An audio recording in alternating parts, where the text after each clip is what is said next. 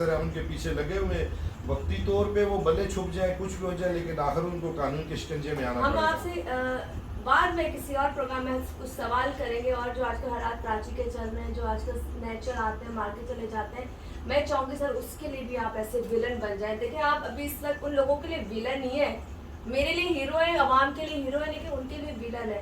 तो मैं चाहती हूँ आप विलन बने ताकि हमारे घरों में सुकून हो, हमारी माएँ बहनें अपने बच्चों को, अपने बेटों को, अपने शौहरों को अगर बाहर भेजें तो उनको ये डर ना हो कि ये वापस पता नहीं आएंगे कि नहीं आएंगे। तो ये मैं इसके लिए आपसे इंशाल्लाह, जो काम पुलिस का था वो पुलिस अपना ईमानदारी से कर चुकी है। ये क्या कहते हैं, जो इनसे बात करते हैं और मुझे जो समझ में आता है वो तो मैं आपसे बाद में बोलूँगी, तो इनसे बात करते हैं। अस्सलाम वालेकुम, क्या नाम है? नवाज। वो जो बंदी मरी थी वो आपकी क्या लगती थी? आपकी बीवी थी।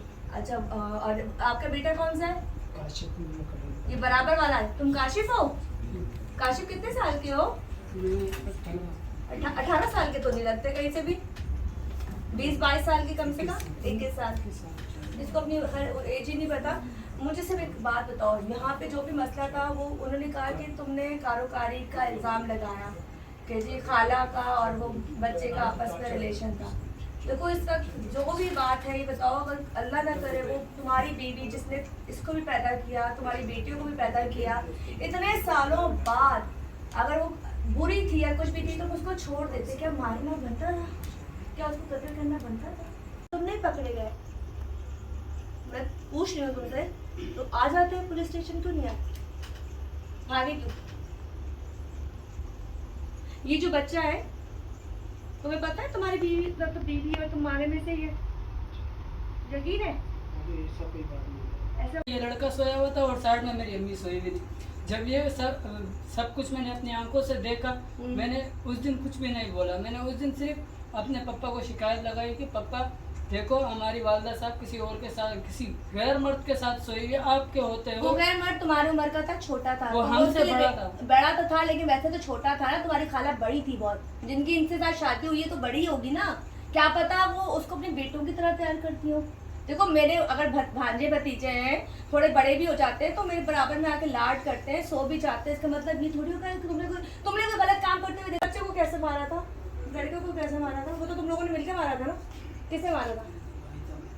तब भी भाई ने और तुमने मारा। भाई को कैसे मारा? उसको कैसे? रस्सी से? रस्सी से लटकाया? उसको कैसे बुलाया अपने पास? खुद आया? बता क्या करने आया था? तुम्हारी बेटी के साथ मैंने सुना था उसका रिश्ता हो रहा था। दामाद था ना, जब से रिश्ता करा, जब से हमारा जीना इसने हराम करा, रात को कूद कूद के हमारे घरों में आ रहा था वो। तुम अच्छा रिश्ता बेटी से क्या और डोरे बाप पे डाल रहा था? हाँ, आप बताओ तो ये क्या कर सकते? वैसे एक बताओ, मुझे समझ में नहीं आती।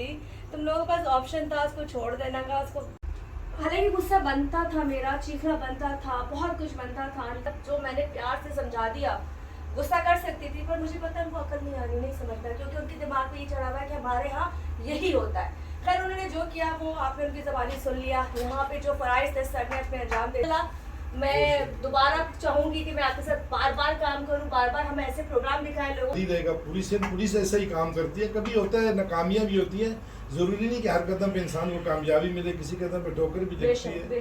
लेकिन हमारी सिंध पुलिस इंशाल्लाह ऐसे नसरों के पीछे हमेशा अपना जो है ना वो कमर कस के रहेगी। चलो सर एक बात बोले, जो उसकी बात थी जी हमने इसलिए मार दिया कि वो नाजायज थे, पर ये तो कत्ल नहीं बनता किसी सूरत में। देखो ये छोड़ देते और 100 तरीके थे छोड़ और मारने का तरीका कितना गलत था। दोनों को रस्सियां लगा के, फंदे लगा के मार दिया। ये गलत किया इन्होंने, सीधी सजा भाग गए, इसलिए तो ये सजा भुगतने आ गए, कानून के शिकंजे में आ गए। चले जी बहुत मेरा ये कहने के मतलब कातिल जितना भी मतलब चालाक हो, बहुत सारी सोचे, लेकिन कभी ना कभी वो कानून के शिकंजे में आता आ ही जाता है।